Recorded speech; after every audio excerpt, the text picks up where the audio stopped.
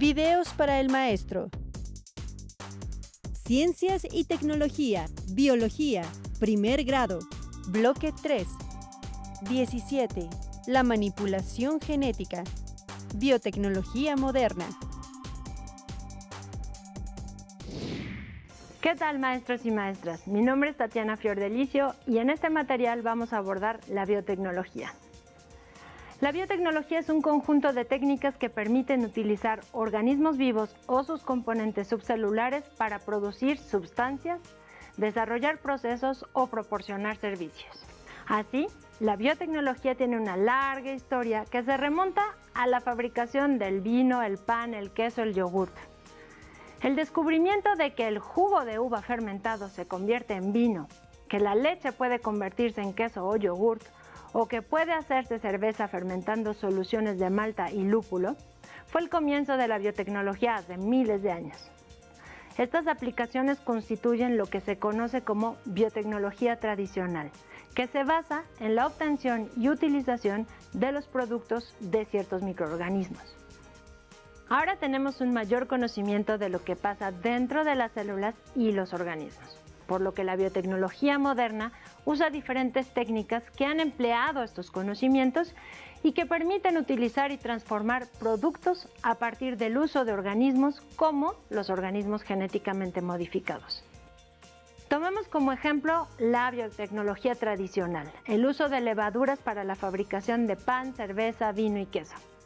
La levadura es un hongo unicelular que es capaz de provocar la fermentación alcohólica de los azúcares y carbohidratos. Entonces, cuando la masa se hace, se mezcla con la levadura y se deja fermentar. Las levaduras transforman el almidón, un azúcar complejo, en uno más sencillo, que es la glucosa. Este proceso lo hacen mediante la enzima amilasa y otras enzimas como la glucosidasa y amiloglucosidasa. En el proceso de fermentación se produce alcohol y por eso se le llama fermentación alcohólica. Este alcohol, llamado etanol, se evapora durante el horneado. También se produce dióxido de carbono, o CO2, y este gas infla la masa en forma de burbujas. También el CO2 se elimina en el horneado. Y también se produce calor. Este proceso en el que se genera CO2, alcohol y calor es lo que llamamos fermentación. Otras biotecnologías son, por ejemplo, la tinción de las telas con base en colorantes naturales, como la grana cochinilla. Los colores abundan en el reino vegetal: hierbas y hojas verdes, flores rojas, amarillas, lilas. Una sustancia se llama colorante cuando se puede teñir una materia incolora, es decir, darle la propiedad de permanecer coloreada. Las primeras materias colorantes eran de origen vegetal o incluso animal. En la actualidad son en su gran mayoría derivados de hidrocarburos contenidos en el alquitrán de hulla. La mayor parte de las materias colorantes naturales han sido reproducidas artificialmente y entran en el cuadro de las materias colorantes sintéticas. La biotecnología moderna, que inició en la década de los 80, continúa con el objetivo de mejorar la calidad de vida, utilizando el conocimiento acerca de los procesos biológicos y aprovechando tecnologías de ingeniería genética para transformar productos a partir del uso de ciertos organismos. La producción de insulina humana en bacterias para producir la inyección de insulina que miles de diabéticos utilizan en el mundo, las vacunas como la de la hepatitis B, enzimas para ablandar y decolorar telas y para modificar fibras, enzimas para quitar manchas de la ropa, desarrollo del alcohol como biocombustible, tratamiento de aguas negras, bioremediación de pesticidas biológicos, desarrollo de cultivos resistentes a enfermedades y a plagas y tolerantes a condiciones ambientales adversas. En fin, una gran variedad de desarrollos que utilizamos en nuestro día a día. Quizás una de las biotecnologías más controversiales en los últimos tiempos es la producción de organismos genéticamente modificados. El primer elemento genéticamente modificado fue el tomate, con una maduración retardada, y fue introducido en los Estados Unidos de América del Norte a mediados de la década de los 90. Desde ese momento, variedades genéticamente modificadas de maíz, soya, algodón han sido adoptadas por una gran cantidad de países y comercializadas internacionalmente. La biotecnología tradicional y moderna han traído a nuestras vidas muchos cambios y mejoras. Esa es una característica del hombre, conocer el medio para transformarlo y usarlo. Sin embargo, debemos saber siempre cuál es el efecto que en el planeta tienen estas transformaciones, cómo afectamos otras especies de plantas, animales y a nosotros mismos. El empleo de organismos genéticamente modificados, así como de otras biotecnologías modernas, han sido muy controversiales. Es por ello que debemos seguir investigando, conociendo, discutiendo, pero sobre todo es importante tener y compartir la información adecuada y verídica que nos permita tomar decisiones. Maestros, maestras, esperamos que esta información les sea útil para su práctica docente. Los invitamos a visitar el portal de Telesecundaria.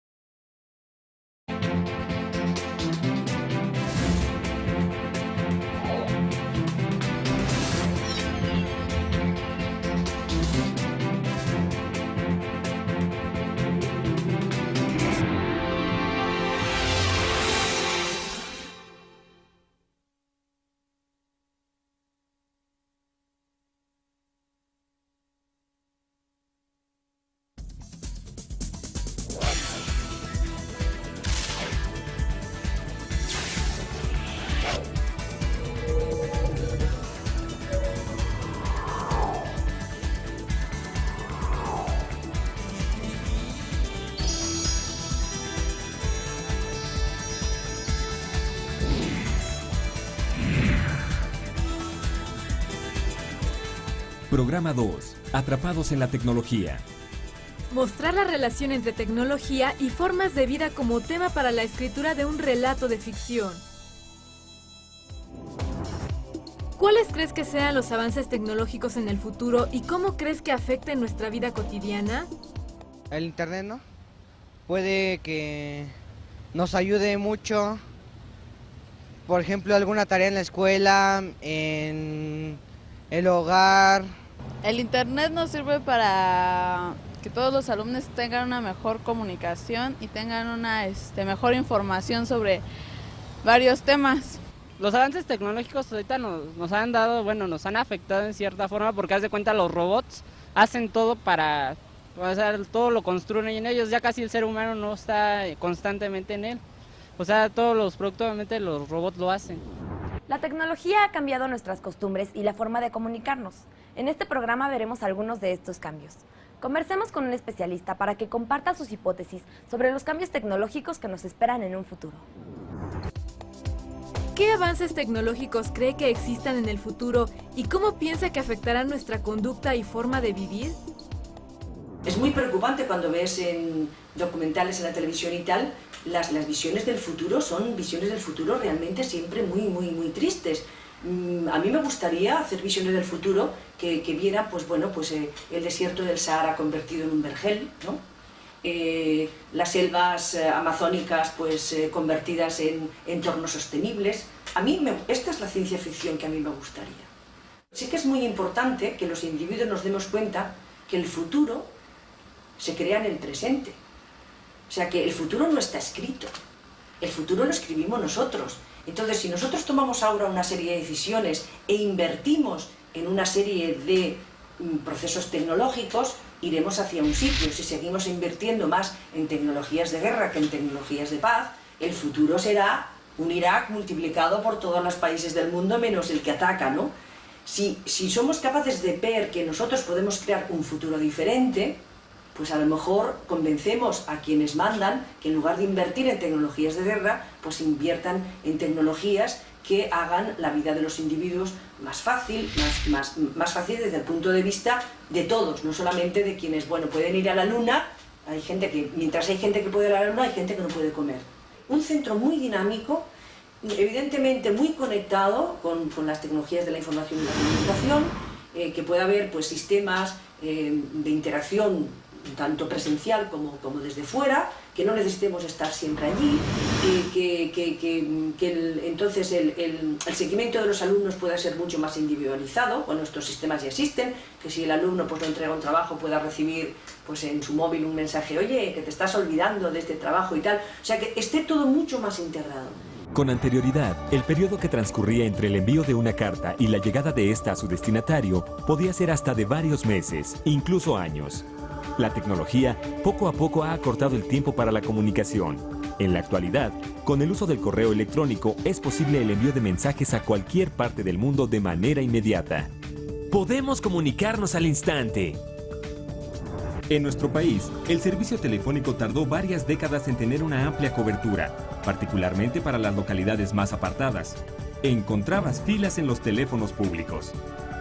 En los años recientes, el uso de teléfonos celulares ha tenido gran impacto en la comunicación, pues al ser portátiles y personales, es más fácil localizar a las personas. Incluso con los mensajes de texto por teléfono, se ha creado un nuevo lenguaje conocido como lenguaje SMS, por sus siglas en inglés. En España, ya sacaron un diccionario español SMS. Actualmente ya casi nadie utiliza los discos de acetato para escuchar música, y aunque estaban grabados por ambos lados, solo incluían de 10 a 12 melodías. Hoy, el formato MP3 y sus reproductores nos permite llevar toda una colección musical de entre 100, 500 o hasta 1500 canciones en un dispositivo tan pequeño que a la vista parecería imposible de creer. Aunque tal vez el invento que más ha influido en nuestras vidas es la computadora personal. Conozcamos un poco de su historia. A mediados del siglo XIX, el inventor británico Charles Babbage y la matemática Augusta Ada Byron o Lovelace, su apellido de casada, desarrollaron lo que muchos consideran la primera computadora. La máquina analítica fue pensada para solucionar problemas matemáticos, aunque nunca pudo construirse por limitaciones técnicas. Teóricamente, era del tamaño de una cancha de básquetbol. Funcionaba con vapor, utilizaba tarjetas perforadas y una impresora para obtener los registros. Constaba de una memoria que almacenaba hasta 1000 cifras y un procesador que le permitía realizar las operaciones. Fue hasta 1961 que el ingeniero italiano Pier Giorgio Perotto creó la primera computadora personal o PC por sus siglas en inglés. Perotto trabajaba en una empresa de máquinas de escribir, como director de investigaciones cuando inventó Programa 101. Su máquina fue revolucionaria, pues hasta entonces las computadoras eran enormes, incluso ocupaban edificios y solo podían ser utilizadas por equipo de especialistas capacitados. Programa 101 hizo posible pensar en acercar la tecnología a las personas y permitir que mediante instrucciones sencillas pudieran realizar operaciones matemáticas avanzadas como por ejemplo el cálculo de los gastos mensuales de una empresa. Además, contaba con una tarjeta magnética que permitía almacenar los datos. Las necesidades humanas han impulsado el desarrollo de la tecnología y esta, a su vez, ha generado nuevas necesidades en la sociedad. Por ejemplo, muchas personas ya no podrían realizar sus actividades cotidianas sin el uso de la Internet. Durante los años 60, una agencia de investigación perteneciente al Departamento de Defensa de los Estados Unidos de América necesitaba un medio de comunicación eficiente que permitiera a investigadores de todo el mundo compartir sus trabajos y evitar la duplicidad de información. Uno de los miembros de esta agencia, Robert Taylor, desarrolló ARPANET, un sistema que permitió conectar a los usuarios de varias computadoras. Así surgió lo inimaginable, la posibilidad de comparar y compartir trabajos e información alrededor del mundo en segundos. Poco a poco, ARPANET, conjuntada al trabajo de otros inventores, se difundió hasta convertirse en Internet, el medio de comunicación que en la actualidad cuenta con más de 1.000 millones de usuarios a nivel mundial. ¿Cómo se ha dado el desarrollo tecnológico y los cambios en nuestra conducta en la ciencia ficción? Hay que hacer una precisión importante, es que la ciencia ficción no predice el futuro, aunque habla del futuro. No, de hecho, nadie puede predecir el futuro.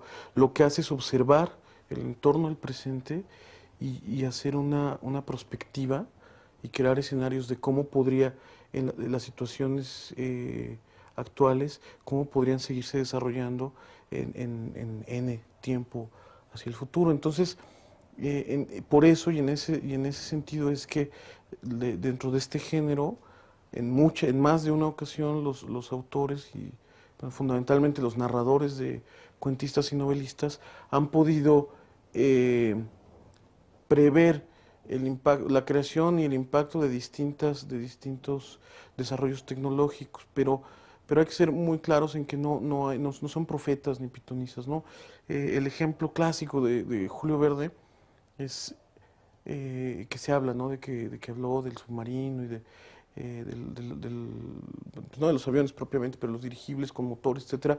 Él sencillamente era un tipo profundamente metódico, muy informado de los avances tecnológicos que había en ese momento, y lo que hizo fue esta perspectiva a futuro de dónde podrían llegar. Entonces, en ese sentido, lo que la ciencia ficción ha hecho es, bueno, observar con mucho cuidado su presente para llevarlo hasta sus últimas consecuencias en esta narración que suele ser como exagerada y no pocas veces estrambótica, que es la ciencia ficción.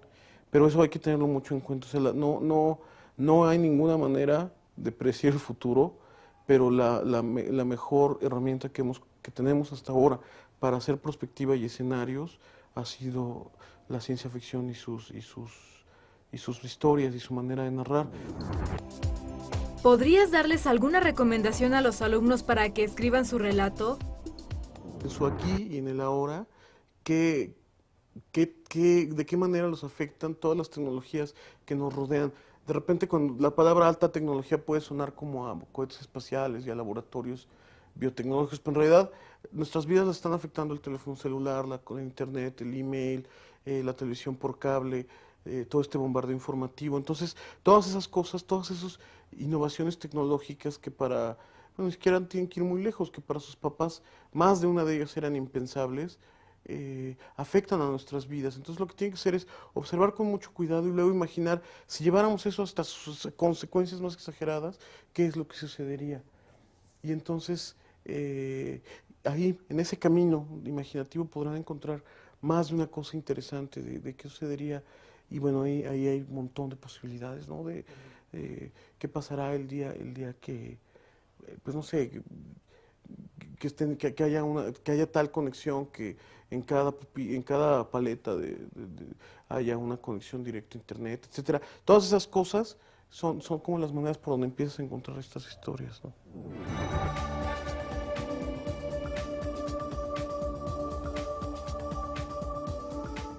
Creo que en unos años el trabajo de los maestros será auxiliado por unos robots académicos. A pesar de que actualmente utilizamos la tecnología para escribir, el deseo del hombre por expresarse sigue siendo el mismo que el de nuestros antepasados. La tecnología no cambiará demasiado la parte humana, aunque escribir en un procesador de texto tiene sus ventajas.